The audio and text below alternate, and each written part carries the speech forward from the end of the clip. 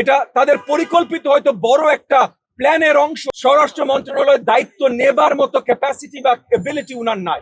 আমার মনে হয় ওইটা যেহেতু এগেন আওয়ামী লীগ মানে ওই ভারত থেকে আওয়ামী লীগ এবং ছাত্রলীগের সাথে সম্পৃক্ত ছিল, হাদির উপরে হামলায় যাকে আখ্যায়িত করা হয়েছে সেও ছাত্রলীগের সাথে সম্পৃক্ত। আমি একেবারেই অবাক হব না যদি পুরো একই একই সূত্রে গাথা থাকে, এবং এই যেটা আমি নিজেও মনে করছি যেটা শুধুমাত্র হাদির উপরে হামলা না, বাইরের আগেরটা আরো হালকা যে আমি বেঁচে গেছি, বাট শুধুমাত্র আমার উপরে হামলা ছিল না, এটা তাদের পরিকল্পিত হয়তো বড় একটা প্ল্যানের অংশ যেন আগামী নির্বাচনটা বানচাল করে দেওয়া যেতে পারে।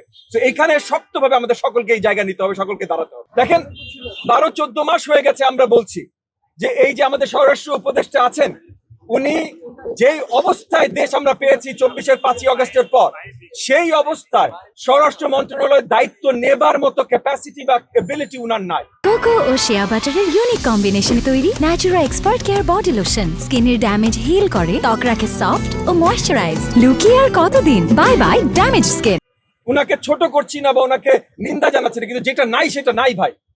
এটা 12-14 মাস ধরে বলে আসছি আমরা সরকারকে, তারা শুনে নাই। আজকে হাদির উপরে যে আক্রমণটা হয়েছে এর থেকে মর্মান্তিক খুব কম জিনিস হতে পারে, কিন্তু গত 12-14 মাস এর মর্মান্তিক আরো কিছু হয় নাই তা তো না, এটা নতুন না তো।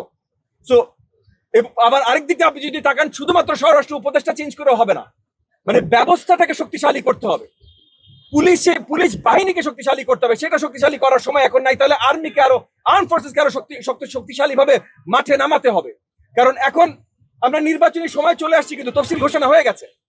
তো নির্বাচনের সময় চলে আসছে, নির্বাচনের সময় তো বড় দায়িত্ব আর্ম ফোর্সেস নেবে, এবং তার মাধ্যমে আমরা একটা স্বচ্ছ নির্বাচন পাবো, মানে আইন শৃঙ্খলা একটা ব্যবস্থাপনা থাকবে, সেই বিশ্বাসে তো আমরা সবাই নেমেছি। তাহলে এখন সময় চলে এসেছে সেটা কার্যকরী করা।